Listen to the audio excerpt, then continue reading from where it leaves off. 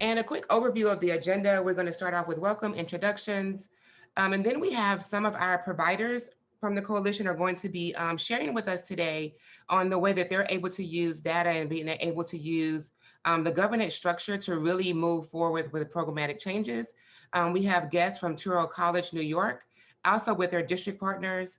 And then we're going to have breakout sessions, and you will get to hear from the University of Texas, El Paso, and then also from Texas Tech University. And everyone will get to attend both sessions. So you will be able to hear from these universities and be able to understand how their structure is different and some of the things that they're able to imagine with the governance structure. We'll come back whole group and we're going to revisit equity, the equity equation that's going to be a thread throughout our session today. And then we'll close. And with our closing time, we're going to try to close as close as we can to 3:30. Also realizing that we did start a little bit after schedule today, so we may have to adjust the closing time just a bit. So thank you. Now I'm going to hand over to Nicole.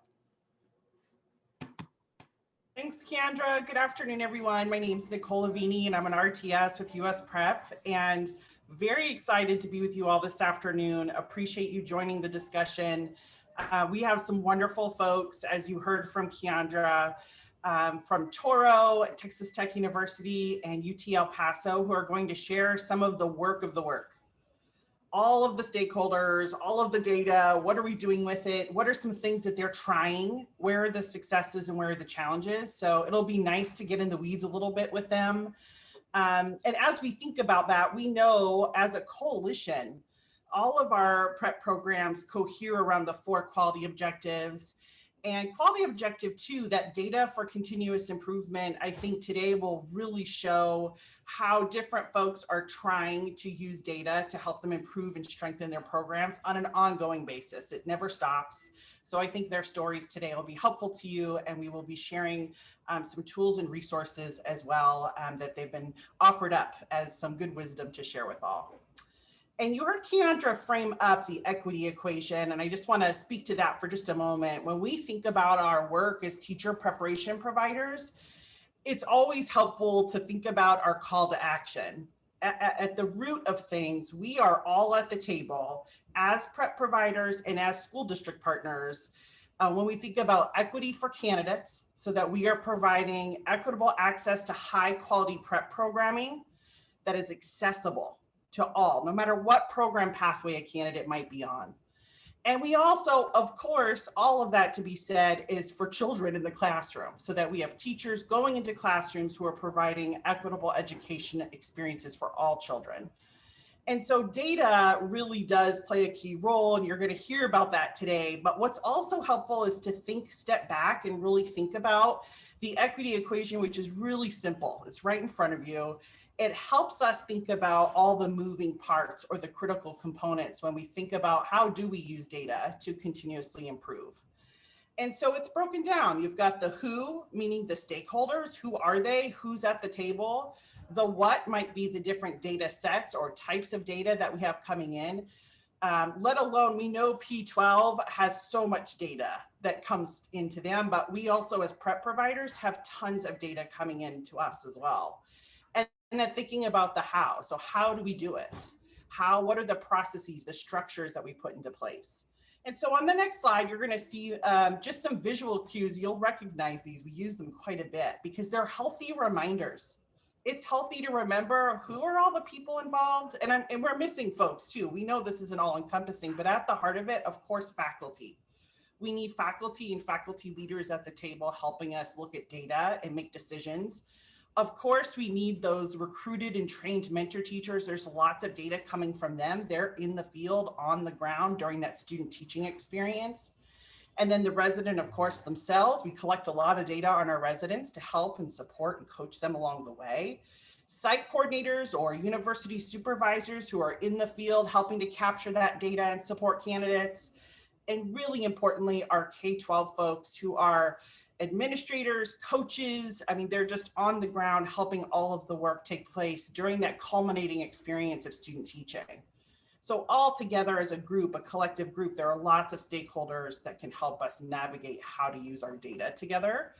And then secondly, you think about the what, and the what in this case being the various data sets. And you can see some examples on this next slide here. It kind of gives some ideas. Of course, we have performance assessments. There's coursework and benchmark assessments. Some folks are engaged in the student perception survey and have tons of data coming in from that. Mentor-teacher progress reports, professional improvement plans, where there are interventions that have been designed to support candidates along the way, let alone all the state testing or the praxis exams and EdTPA that might come our way. And lastly, I'll just share on this next slide is just about the how. And so today you're going to hear a little bit about the how from some teams from Touro and Texas Tech and from UTEP, really thinking about what stakeholders do they have at the table? What data might they bring? How frequently are they employing these different structures to make these decisions for their program and their partnerships? And are they at a sustainable level yet? I think you're going to hear some of them, it's a new thing for them that they're trying. So sustainability.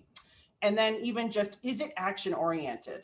Are we meeting and looking at data and then it lies flat? Or are we meeting, looking at data, making decisions, and then making a plan of what we're going to do next to address it? So as you hear Touro and UTEP and Texas Tech frame up some of their work that they're doing, be listening for that who, what, and how. They're going to be sharing some of these important components to that equity equation that really will help to show how they're working to continually improve their programs. Sarah, if you wouldn't mind, could you kick us off? And we're excited to hear all about Touro. Yeah, absolutely. Thank you, Nicole. Good afternoon, everyone. I'm Sarah Saltmarsh. I am also a regional transformation specialist with USPREP, and I have the honor of working alongside of the team that you're going to hear from next out of Touro College, New York. I'm going to introduce the team and just who is here with us today, and then I'm going to turn it over to them to share their work around using data to inform decision-making in their partnership. So today from Touro, we have the clinical site coordinator, Ann Plancher. We have the district administrator, Danielle Simioli, and we also have a mentor teacher here, Vanessa Brassfield. And then in support of them, we have Wendy Cabasco, their clinical coach. So these four women are going to share their work with you here today. So I'll turn it over to them. Hi, good afternoon. My name is Ann Plancher, and as Sarah said, I am the clinical site coordinator from Touro College. And I have the extraordinary pleasure of really working with P373, which is our district partner, and of course with Wendy Cabasco, who is my clinical coach. So one of the things that I want to share with you about the work that we do, I have had the opportunity for the last 2 years to work side by side with 373, USPREP, and the New York City Department of Education Teaching Academy to help develop a clinical program that we would produce educators who were day one ready to take ownership of the classroom, to know and be prepared to meet the needs of very diverse populations. One of the things I just want to share with you, so to give you a little bit of a context of who we are, P373, which is a District 75 school in the New York City Department of Education, is part of a very unique and special district, District 75. In New York City, District 75 is in all 5 boroughs, and District 75 takes charge of and cares for and educates all of our students with disabilities, from moderate to severely disabled. And so today, you're actually going to hear a little bit about our story and how we've been using data to make decisions that are not just about a student teaching program, but are much deeper than that. It's a story of how we have been using the data to actually develop and transform practices in a school, study the impact on student achievement, create what we would call a teacher pipeline for P373 and create an administrative pipeline for P373. And so the two most powerful people in this partnership are our school administrator, Miss Danielle Simioli, and Miss Vanessa Brassfield, who is our mentor teacher. Everything that we do together is built on having honest, open, transparent conversations. We always call them courageous conversations because sometimes they're tough. Sometimes we have to look at data and dig deep and say what is happening and why. But the beauty about what we do and what you will hear in terms of the work that we have cultivated for the last 4 semesters is how everything that we do is driven by data. We never talk about what we like, what we don't like, what we love, what we didn't love. Everything that we discuss is couched by what the data represents. And I think in the short time that we have with you, you're actually going to have an opportunity to see how we've cultivated that. So what's great about the work that we do is everybody has a voice and no one voice is greater than another. I may be the site coordinator and I go in and I do observations. My voice is no greater than anyone else's on the team. I bring a perspective, the administrators bring a perspective, the mentor teacher brings a perspective, our student teachers bring perspectives, and our faculty and our USPREP clinical coach. And together, we talk about what this work represents. And we make some really critical decisions that are important in terms of fostering the transformation that we're putting in place for the practices in this school. Wendy is going to share with you the work that we do, which is the heart of the data, which is the power of governance. And what she's actually going to share with you is what the data looks like and what we do with the data. And then you're going to hear directly from our partners on how this has informed our work. Wendy, I'm going to let you lead off this piece right now. Thanks. Thanks, Ann. So when we started this work, we started with the governance packet, which many of you already have access to, and there's a sample governance packet that, that I'm sure folks are using all around. And I will say the very first time that Ann and I had an opportunity to sit in the room, we were just joking about this the other day, we sat in the meeting and we both talked and explained and talked and explained, and the meeting ended. And I remember afterwards we got to meet by ourselves, and the first conversation we had was, how do we get the administrators and everyone else talking about the data so it's not us? And so in that shift, we shifted over to start really using some protocols where there were questions built in. So this is actually, and I'm going to make it a little bit larger so folks can see it. This is actually our most recent fully completed data packet. So you're going to see the notes and everything here. So we learned right away to make sure that we got folks talking immediately as they were coming in the door with a welcome activity. And then giving the normal information about things that were happening. So what's going on in student teaching coursework? And then what suggestions do you have for that? And we've gotten some really great information, particularly as we made the shift over to COVID. Danielle, who you're going to hear from in just a little bit, came back and said, oh, you know, how are we helping our teacher candidates talk to parents who are now alongside their children during lessons? And so there were things that we hadn't even considered. And so we value building those pieces right in. We talk about the co-teaching data. This is really critical. And in just a minute, you're going to see, I would call it a little snapshot, just a glimpse of what our meetings can look like. And you get to see this dialogue we have about co-teaching data. In addition, we then provide the data by domain and then the strengths and area for improvement or for growth. But before we do that, we also make sure that we're really clear on the rubric we're using. So we include the rubric link there so that we're all speaking the same language in the conversations. And when we first started, we would have copies of, when we were in person, we would have copies of the rubric and use that all around the table. So that way everybody could be looking at the same language. And that was critically important for us because we wanted to make sure that when we talked about where student performance was, we were very consistent with the common language we were having.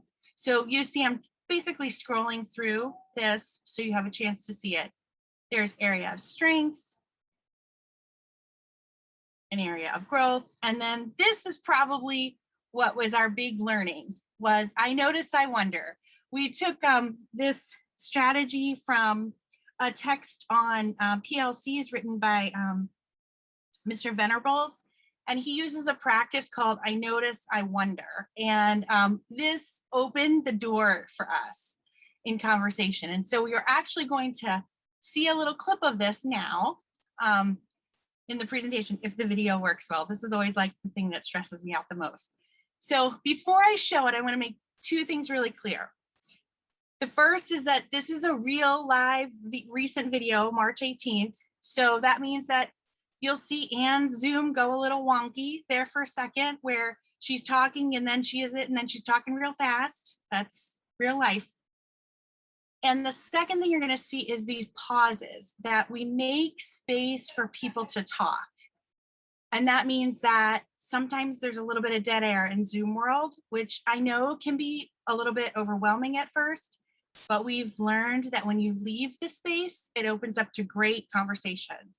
And what you're going to hear is really honest reflection. Take a look at the initial We'll try. co-teaching data that we've collected. Now, this is based off of the POP cycle. So this is the full formal observation, pre-conference, a full formal teaching cycle, whole group, small group, one-on-one. And I'm going to tell you, whether there were 2, 15, or 30, the process still gets supported. And then a post-conference. Think about what this says to you, or what questions do you have, in terms of this? What do you notice, right? What do I notice? What do I wonder about this? Take a few minutes to look at that and share with us what you're thinking just on this data.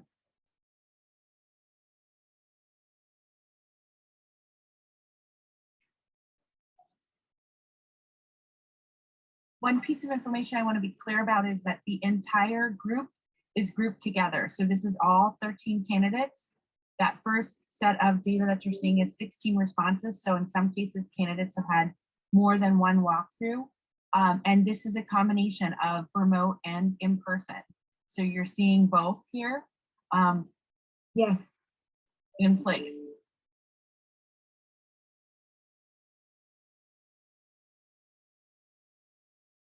So I think the thing that jumps out is actually addressing the comment that I made before, which is that there wasn't any observations of alternative or differentiated teaching, which would kind of address this issue of having a large gap of skills in the classroom and one teacher teaches one group of students while the other teacher can focus on whether students that are advanced and need more challenging work or the students that need more supports.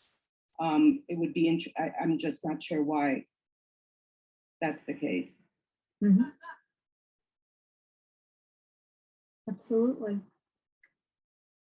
And I think to that, to Jennifer's question earlier related to in-person or online, we've seen less small group instruction. I've been with Anne for 4 semesters. We've been, in schools for 4 semesters. And I will say we've seen less alternative teaching models in remote settings than we've seen in what we were seeing in person. So I do believe that potentially could be part of the impact. Not that it is, but I would put that in the wonder column. I wonder if online has impacted that. That's right. So I noticed that 50% of the candidates were brave enough to do the team teach thing. And this is the first pop cycle. So I think that's pretty impressive. I know it's a gradual release, and that's what, number 5 on the list. So I thought that was pretty good. Okay, now to see if I can stop the video. Okay, yay. Sort of-ish. So as I get the system going and get to introduce our next presenter, I do want to just note 2 things here. The first is that you heard Anne speak to equity right out of the gate when she said, no matter what the process, whether we're online, whether we're in person, the process was the same. The expectation was the same. So you're hearing this focus on equity for our candidates, making sure that their experience is consistent. And then the second piece I wanted to highlight was that, to Anne's point about we're having honest conversations, you didn't hear people sugarcoat, like we're very real, you know, hey, we're not seeing enough small group instruction. What could that be? You know, well, we notice it seems to be online. Is that consistent with other people? You know, what do we see? So I'm going to turn over this piece of the presentation to the amazing Vanessa Brassfield, who's going to continue our dialogue right after. I'm sorry, Anne, you take the next slide, and then it's Vanessa. That's right. Thank you. And you know how much I love to do slides. No, I'm only teasing. So one of the things that's really powerful about this work is this work informs our student teaching class. So we meet with our teacher candidates weekly. And what's really interesting about how this has evolved is this isn't a scripted course in the college. This is a live body of work that changes every semester. And it is based on what we learn about our teacher candidates. And so everything that we do in the student teaching class is driven from the data that we collect in the walkthroughs, the data that we collect in the pop cycle, and of course, in the conversations with our mentor teachers while they're observing and working with the teacher candidates. So we keep track of actually what the work is, and we compare it from semester to semester to see what the needs tend to be. And here's the really great piece of this work, because this now comes back to the college and we talk about what we are learning about gaps in programming, how we need to go back to coursework and say, this should happen earlier. There needs to be more clinical practice here. There's not enough of this happening in this program. And so this data is so incredibly powerful because it supports school transformation for the school that we're supporting and our teacher candidates. And it supports transformation at the college level to ensure now that all the coursework leading up to clinical really ensures that our candidates, when they are working with their mentor teacher, are able to actually do the work every single day. Because from the minute they enter the classroom, that mentor teacher welcomes them and integrates them in as the co-teacher, the other more knowing other. And that's what's really powerful about this work. Vanessa, who is our mentor teacher, and so proud to say, I have had the extraordinary pleasure to work with her for now 4 semesters. And I am exceptionally not only proud of her because she's awesome, but she is my former graduate student. So I absolutely adore her. And the one thing I want to just say before I turn it over to her, and the point that Wendy made, which is really important, Vanessa, Wendy, myself, Danielle, and everyone on the team that we work with, work together to calibrate everything that we do. So our voice is a unified voice. And that's a really important part of the work we do when we analyze the data. Vanessa, I'd like to pass the tiara on to you now. Thank you. Hello, my name is Vanessa Brasfield. I'm a mentor teacher. I have been teaching now I was a para for 7 years, and this is my 13th year of teaching now. What this program has done is that we take the data and it drives what practices we have in the classroom. So first of all, my job as the power is to bring together what they're learning in their coursework and marry it to the practices that happen in the classroom. And this is done through developing a safe place for the teacher candidate to be vulnerable. It's not easy for someone to say, I don't know how to do something. And in doing that, I am extremely transparent as to what are what I deem to be challenging for myself in the classroom. It kind of sort of eases the playing field for the candidate and allows them to open up in a way where they feel that it's okay to say, I need help with this. So then I take that when I'm developing them there, they're able to then go into the classroom, become one of the teachers in the classroom to the point where the students feel very safe and willing to work with the individual. So when I have had candidates that they had challenging areas, and I would bring that data back to Anne and to Wendy and say, hey, I'm having issues in this area with this person, and we come up with strategies for that individual person. So the fact that the program isn't scripted is very helpful as the mentor, so that I am able to have a unique, individualized practice for the candidate. And this shows dramatically when we go into the domains of the Danielson, especially when it comes to the instruction part, right? When they're able to ask and answer questions, with the students, when they're driving instruction for the students, because it's one thing to plan what you're doing in domain 1, and it's another thing when you're actually implementing it. So for an example, I had my candidate this year, her first pop cycle was very challenging for her. So, and she needed more structure in her in her delivery and what she was doing. And I was able to help her that when she came to her second pop cycle, I mean, the leaps and bounds that she made to grow in her areas of growth were excellent. She had excellent growth. And that is because we were able to sit together, go over what were her strengths, what were her areas of need, so that we were able to push her and help her grow in her practice.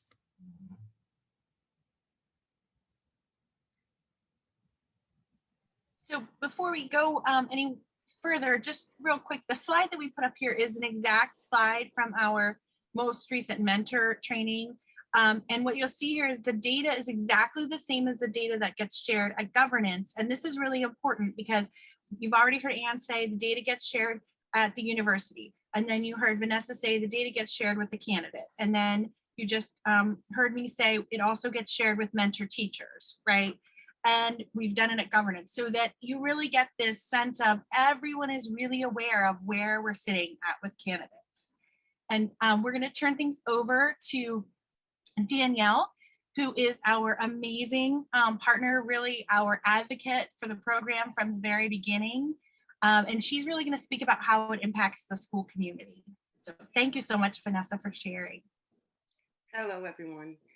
So you've already heard about how this program has impacted everyone, from the candidates, the teacher candidates, to the mentor teachers. But even bigger than all of that is the fact that this program has really impacted the entire school community. And we're a school that consists of different sites all over Staten Island. So we're not located in one building.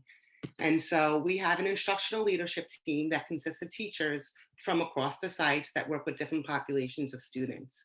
And our instructional leadership team gets together on a regular basis. And so we took the data from the governance meeting, and from that data, we created questions in order to do instructional rounds.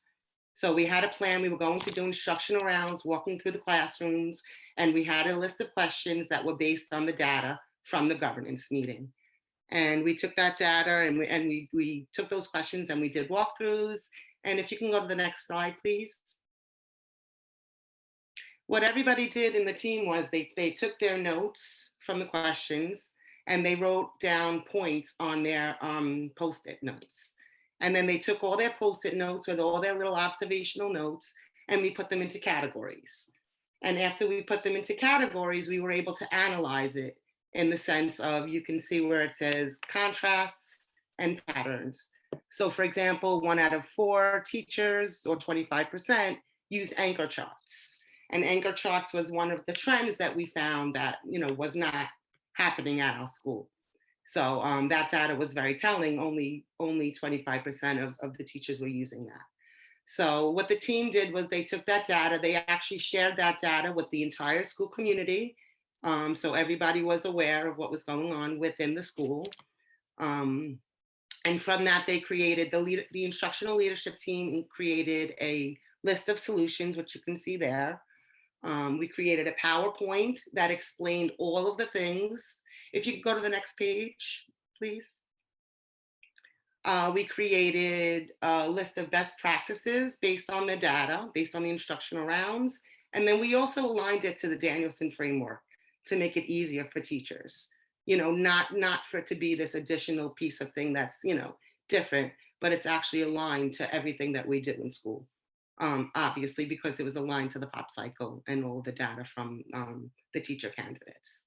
So we created a PowerPoint together with the instructional leadership team, and each member of the team rolled out the PowerPoint so that everyone in the school community was receiving the same message. And so that had a really, really big impact on our school. Unfortunately, COVID happened. And we were out of the classrooms a lot. We don't get to do the instructional rounds so much, but we're looking forward to continuing the same process and with different data. So I want to turn it back over to Anne to close us out. I think I'm going to check in with Sarah. Do we have time to take any questions, Sarah? What would you like us to do? Yeah, I think we're actually going to, we're going to hold questions. Okay. So if that's okay, but I want to give you an opportunity if there was anything else that you wanted to share. I just want to say, well, first off, on behalf of the team, we're very honored to have an opportunity to share our small story with you. But the most important thing that I want to share with you is that the better that we got at looking at the data and using it, the greater the impact was in terms of the work that we were doing at the school. And the most powerful part of this work, and something for you to really think about, is we have such a great relationship that when Wendy and I come to District 75 and to P373, which is in multiple buildings, everyone knows us, and they don't say, oh, that's USPREP, or say that's Touro College. They know us as the 373 team. And I just want to say that it was critically important for us to really develop these relationships, because you cannot have courageous conversations when you are seen as someone who's outside the school community. And so one of the most critical areas of this work is really developing and ensuring that you are inside and supportive and a member of this community. So I just wanted to share that with you. And we are looking forward and now figuring out what our scaling up and our sustainability will be, which is very exciting. And in spite of COVID, I have to tell you, our data is amazing in terms of student teacher growth, and it is amazing in terms of student achievement. And I just credit that, of course, to my awesome mentor teachers and the school leaders and to, USPREP. So thank you so much for letting us share our small story with you today. Thank you. Yeah, thank you so much, Anne and team, Vanessa, Danielle, Wendy, for being here with us today. I want to highlight both Keandra and Nicole set us up earlier this afternoon with the equity equation. So we just wanted to take a moment to label what we heard in the Touro story as it relates to the equity equation. So when we think about the who in their story, or the who is coming around the data at this point, we clearly heard that it's the Touro site coordinator and Anne, the school administration in Danielle alongside of her colleagues, the mentor teachers in Vanessa alongside of her fellow mentor teachers, and then ultimately the Touro faculty who is getting that information brought back to the campus to make changes to their clinical experiences and their coursework. The what in their story really was teacher candidate data that focused on their instructional rubric, which happens to be the Danielson rubric, and co-teaching approaches that were captured during walkthroughs and evaluations. And how, so that they come together often. They actually, in normal times, decided as a group, we had started off with, let's come together twice in the semester. And the team said, that's just not enough for us. We want to come together more often to look at the data. So they were coming together on a monthly basis and putting whatever new data they had from their teacher candidates out on the table in front of them. Their meetings usually last between 90 minutes to 2 hours. And so I know that could sound like a long time, but I can tell you as a participant in those meetings, it flies by. And that 90 minutes to 2 hours was agreed upon and committed to by the team. That was a time frame that they decided worked best for them, and a cadence in terms of every month that they decided worked best for them, their teacher candidates, and their teachers. And so Wendy touched on this a little bit earlier too, in terms of equity. What we are seeing as a result of this equation that Touro and their district partner has put together are equitable experiences for children in the classroom. And in particular, when we think about what Anne shared in terms of District 75, some of our students who need the most access to equitable experiences in the classroom, those students that are in District 75. And they need teachers who are prepared and feel comfortable, you heard Vanessa say, to teach to where the students are and to what the students need. And so we have teacher candidates who are having equitable access and the opportunity to prepare for teaching in high quality programs like Touro's. So just sort of wanted to frame what you just heard into that equity equation that we set up for you earlier. Because as we transition now, we're going to hear from 2 other groups. So we're going to be hearing from Texas Tech University, and we're going to be hearing from the University of Texas, El Paso. And we're going to encourage you, as you are listening to the presentations from these 2 institutions, to keep that equity equation in mind and really listen for the who, the what, and the how, and how that leads to an equitable experience for the students that are in their classrooms, as well as the teacher candidates who are preparing to go out into their classrooms. So I want to introduce you to the individuals who you are going to be hearing from next. From Texas Tech University, we have Amy Hickman with us today. And Amy is going to be talking about faculty data days that are grounded in university-specific data. And in particular, in this case, she's going to be talking about how they grounded a faculty data day in specific EdTPA data from their teacher candidates. From the University of Texas El Paso, we have Jessica Bussman and Erica Nash.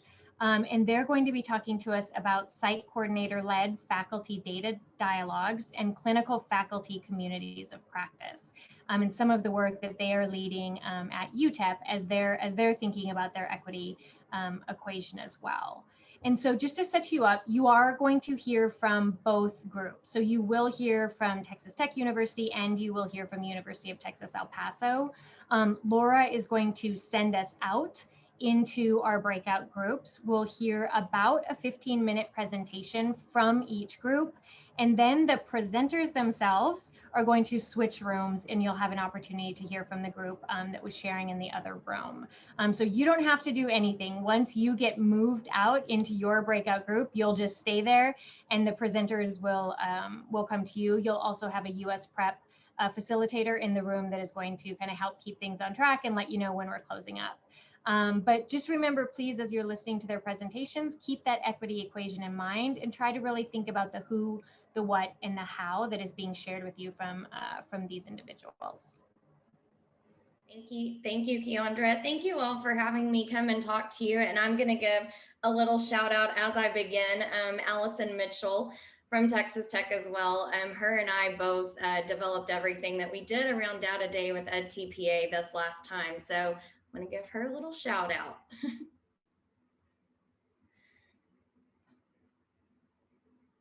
Okay, y'all can all see my screen, correct? Thank you. Okay, so I want to start off with, first of all, the purpose and really trying to think about what are we going to do with data and how did we get to EdTPA data? And so the purpose behind us going and diving into EdTPA was really thinking about what for Texas. I know I'm talking to people across the country that probably have EdTPA in their states already. But the first year that we started piloting EdTPA and learning EdTPA, it just fell naturally on the clinical side to support our candidates. They're going to be doing it in the field. And so clinical side just kind of took ownership of EdTPA. And we found out very quickly after we got our first round of EdTPA data that when we started looking at the strengths and weaknesses within the portfolios, that it truly needs to be a shared responsibility between that clinical and coursework within our faculty as a whole. And so thinking back to that equation that we were just discussing, that's our who. Whenever we started looking at that data, we really determined the who is everyone in our program. There's not anyone within our faculty that can't have a role and a piece in supporting our candidates within EdTPA.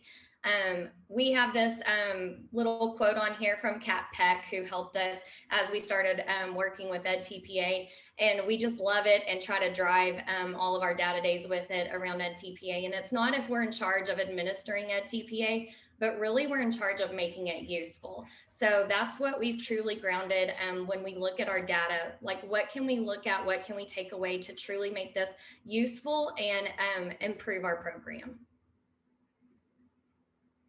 So I'm going to kind of walk you through what we did whenever we did our elementary. So just so you know, our faculty, we divided them into two groups in our data day in December. If they primarily worked with the elementary candidates, they went to the elementary session.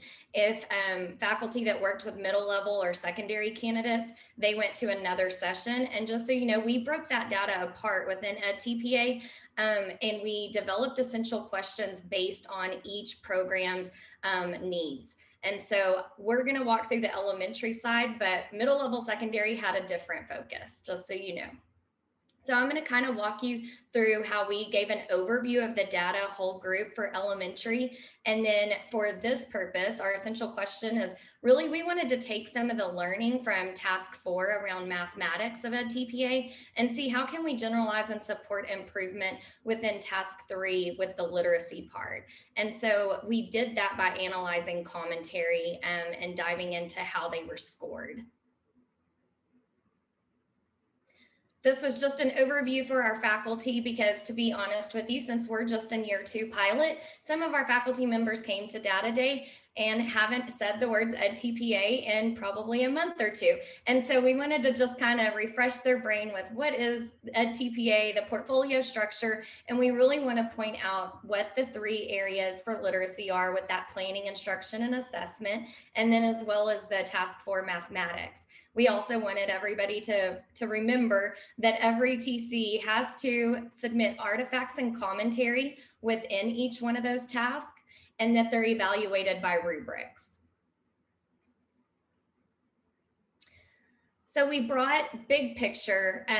We just saw from the portfolio structure that each task is evaluated by 3 to 5 rubrics, depending on the task. And so big picture here, we just wanted to point out what the task averages were. And so we really just, as we started digging, thinking about where can we get the biggest bang for our buck when we analyze data and bringing our faculty together. And we really looked at, well, task 4, for year 1 wasn't so bad. So task 4 is analyzing student work. Well, so is task 3, just in literacy instead of mathematics. So we figured if we could look and take from task 4, how can we use that learning and improve in task 3?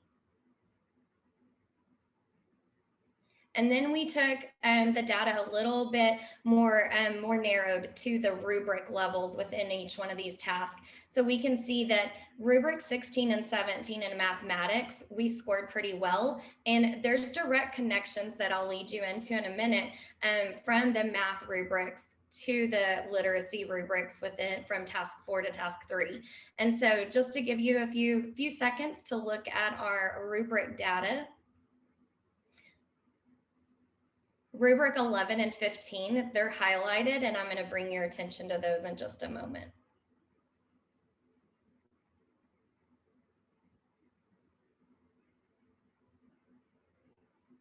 So as we did that, we really want to take our learning from task 4. And so what we did is we walked our faculty through, let's think and look into the rubrics for mathematics. And so we just quickly, I'm not going to read the rubrics to you, but we took them through a little exercise of tell me what keywords you see in each one of these rubrics. As we go through. And so rubric 16 is just the candidates being able to analyze what students did right and wrong. Within rubric 17, it's candidates' ability to use those 3 focused student work samples to identify a specific struggle. Rubric 18 is where they have to take the student work from the re-engagement lesson to determine if their re-engagement lesson was effective or not. And so after that, we wanted to make that connection. Why our essential question is asking about how are we going to take learning from task 4 to task 3, knowing one's math and one's literacy. And so there's a direct connection from rubric 16, which you can see we scored pretty well in, and rubric 11 that needs some improvement. But these 2 rubrics ask for the same things, just what are we doing good in math that we can transfer to literacy. And so this is another big reason why we really need our coursework helping us. This is how they can bring in and be able to see what improvements they can make within coursework to support EdTPA. So those direct connections of analyzing student work, what did a student do right? What did they do wrong? And what's the pattern of learning?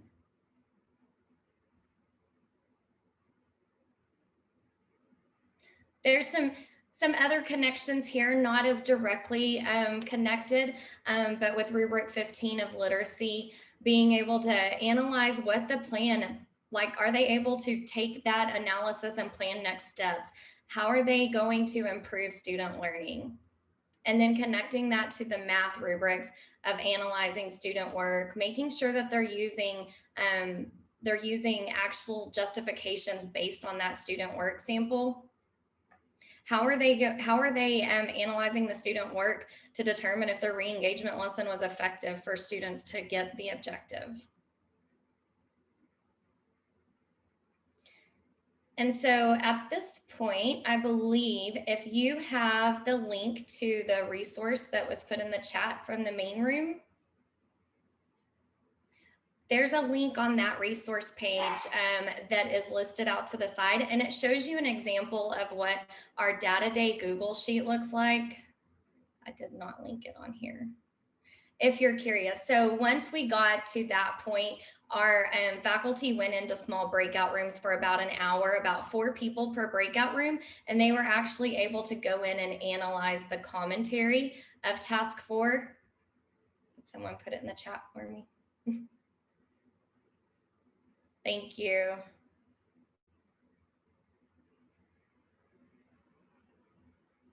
See if that will pull up for us real quick.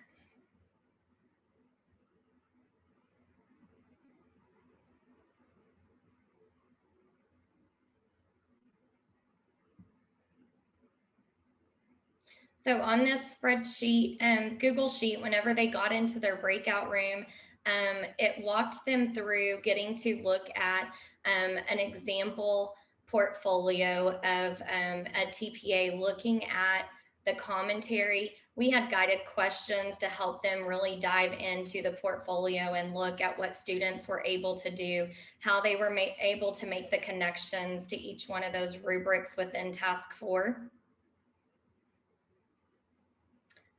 Taking a minute to load here. But you can see we linked the commentary, and then they were asked to see where do all of these, where does the student address the rubric 16? What does the candidate say or not say within their commentary to be able to support? Because we're really looking through that lens of what are they doing well that we can transfer to literacy, right? And then they do the same thing for rubric 17 and 18.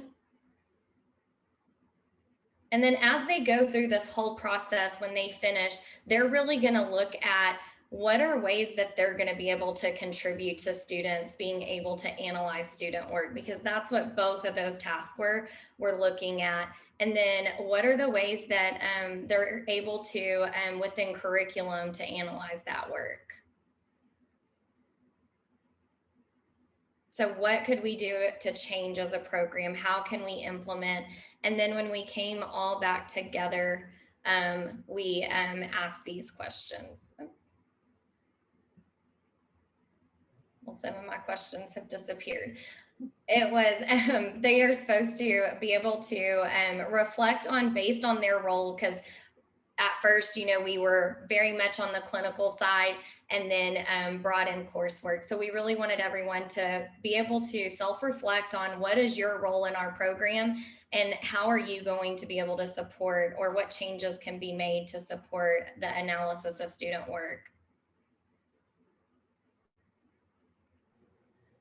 As a result of this data day, our next data day in May, we are actually looking at all of our key course assignments that apply and evaluates, et cetera, to align to EdTPA.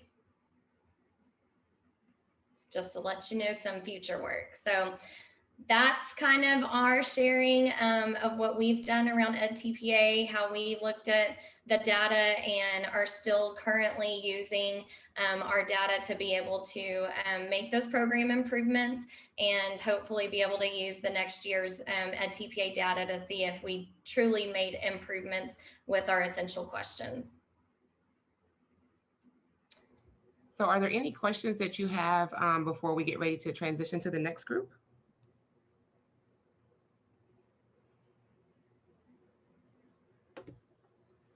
Okay, so as we get ready to transition, we will leave the room, and then your other presenters will come in.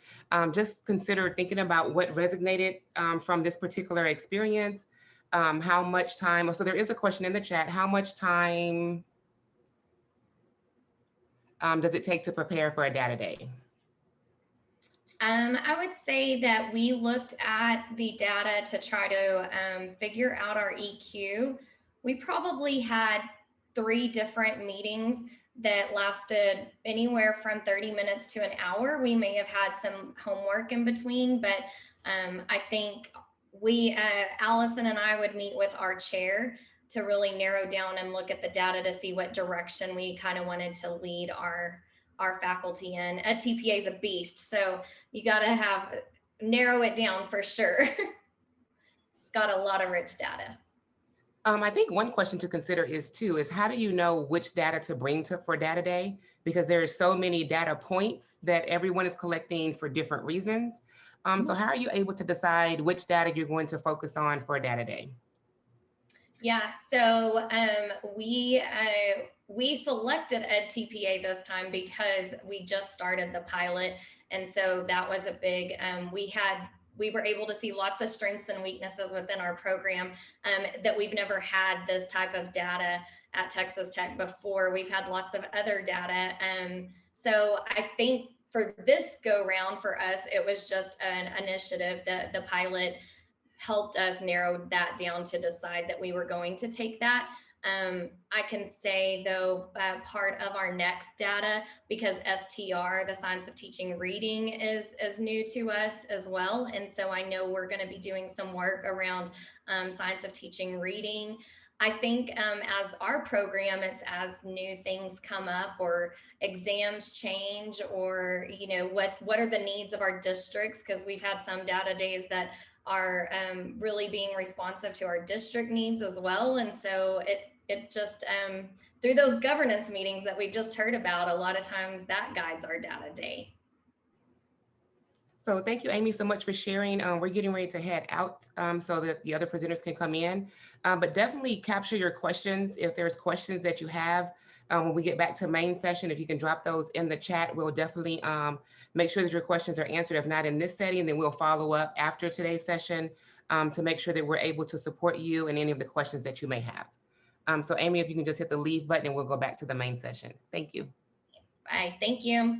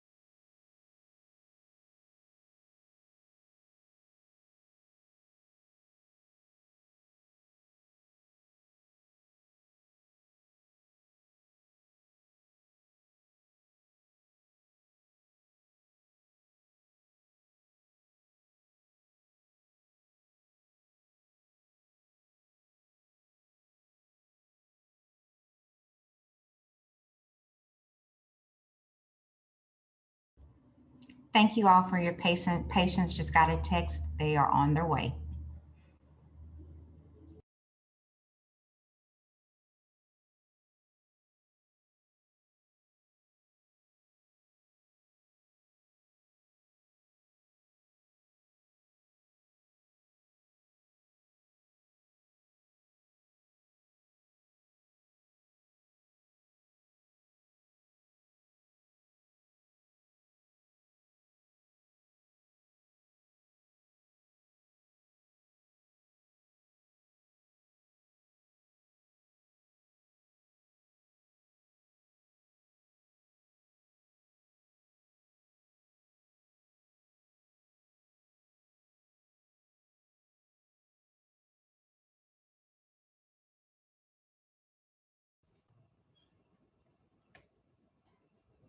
Hi, everyone. Good afternoon. Jessica Pussman and Erica Nash are joining us from UTEP today. And I'll share my screen here in just a moment. Just wanted to give you some background information before they kick it off and really share their work. University of Texas, El Paso is in a rapid fire growth. And so that's really relevant to what they're going to share, just for some background knowledge. They started in 2019 with 2 small pilots with 2 site coordinators in 2 districts. And so a year later, this past year, along with COVID and everything else, they actually scaled. They now have 4 site coordinators. They're across 3 school districts and have tripled their number of residents in the program itself. In addition, scaling past just undergrad and actually including graduate students who are in a post-bac program and alternative certification pathway. So lots of growth, lots of scale, and that's really relevant because what they found, especially in the site coordinator meetings when we were working together and at the leadership level from the dean's office, there was so much data coming in, as you can only imagine. So it was a matter of how do we bring the faculty into the fold? Things are moving so fast. And so the site coordinators really took the charge. You're going to hear Jessica and Erica frame up some key structures that they have used to bring faculty into the fold and some key steps or actions that have been taken since that's occurred. 2 things that have happened: a larger faculty-wide data dialogue, site coordinators will frame that up. And then also from that work, a smaller community of practice from the clinical faculty and how that work's been going. So I'm going to toss it to Jessica. I will share my screen in just a moment, Jessica, but wanted to kick it off to you to get us going. Hi, good afternoon, everyone. I'm going to talk really fast because the 15 minutes fly by. Please feel free to drop any questions in the chat and we will address them as soon as we can. So welcome. So UTEP, like Nicole said, is booming with candidates, which is an amazing thing for us. One of the first things that we did with our faculty is the data dialogue. So we have a huge data dialogue that's open to the entire College of Education.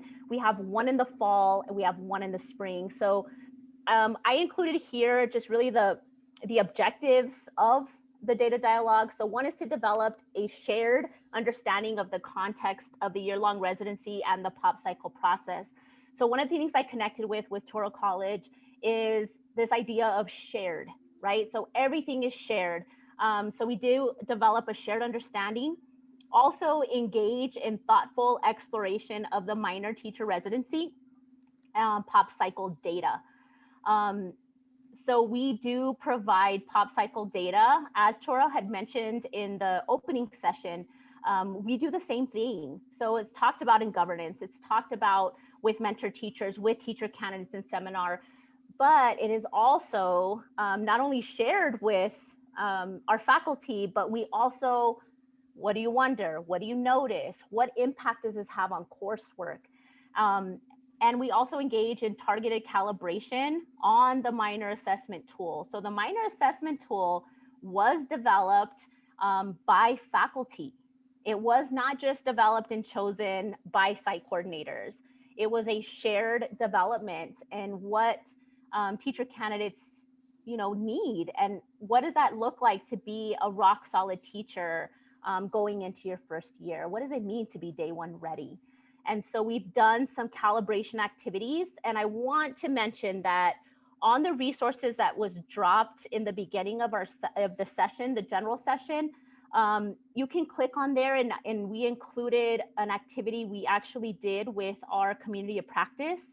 Please feel free to make a copy, use it, incorporate whatever tool you use to, oh my gosh, rate teachers, evaluate teachers. So those were just the big ideas, but what came of this data dialogue was they, meaning faculty, said, well, when can we look at some more data? And what does this mean for my particular course? And so what happened was a faculty community of practice was born. And this was born from clinical faculty asking these questions. And so of course, us as site coordinators were like, they want to meet, they want to look at more data. Like, this is amazing, let's do it. And so we have done it, and we meet once a month. It is for about 90 minutes, 90 to 2 hours, depending. Some people like to stay and talk about, some next steps, and we allow space for that as well. So the purpose of community practice is to create and sustain a space for faculty to collectively, but not only collectively, continuously engage with program, course, student level data in teacher preparation to inform our ongoing curriculum and program efforts. This is an investment of time and energy, as you all know, and we are seeing amazing results from this work. Some of the highlights that have come from this is, this idea of, well, maybe we need a common lesson plan that we're all using. Like, that's amazing. And you all know that, is for faculty to say, well, what lesson plan are you guys using, and can we see it, first of all? So it was a conversation about, well, here's what we use in the minor teacher residency. Well, do you have something that has a little more like guiding questions that maybe I could use in my course, right? And then to try to hold back the excitement of that, right? Hearing that from faculty. And so, yes, Erica Nash is my partner, and she would drop her lesson plans to anybody that was, interested. And so now what's come of this, one of the many things that has come of this, and Erica will talk about another big thing that's come from this, is we're going to put together another community of practice that's going to really decide on what is the lesson plan going to look like. Okay, so it's amazing. It's amazing work. You can go to the next slide, Nicole. So we like to keep some guiding questions at the root of what we do. So anytime we're planning, and Nicole, those of you that know Nicole, she's amazing at dropping these bombs at us, right? Like, well, have you considered this? Or, what are some areas of needs of teacher candidates? And so we like to keep these questions at the root because we want to make sure that these questions are questions that not only we're asking ourselves, but we want faculty to ask themselves. So because of time, I don't want to, go through all of these, but it is here on the slide deck. For those of you that are interested in starting either data dialogues with faculty or starting a specific community of practice, this is a great place to start with some of these guiding questions. I'm going to turn it over to Erica next. Erica, I'll put the visual up for you. For some reason, the slide deck isn't showing it. So give me just 1 second. I'll have it up for you in just no problem. But like what Jessica was saying, I think one of the most impactful things, because I'm also trying not to talk too long this time, so I got a problem with that. And then I don't see my text that say, okay, move on. Okay, stop talking. So one of the most important things that I think being part of these data dialogues and the community of practice was helping the faculty understand the benchmarks that we have for candidates. That was one of the biggest aha moments that I felt through this work. And one of the ways that we help them to sort of put it all together and really look at how what they're doing in the coursework is really impacting what's happening, you know, at the end of the residency was some visual like this. So we found it really helpful to kind of ground our work in something like this. And so what you see at the beginning, these are all teacher candidate heads.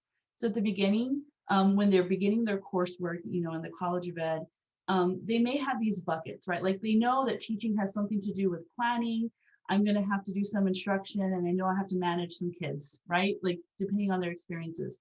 But if we're trying to make that connection, especially for the faculty, to the MAT competencies, because that's what we're trying to help the faculty do, is understand what they're doing and how that's impacting these benchmarks that we have for candidates when we're actually scoring them.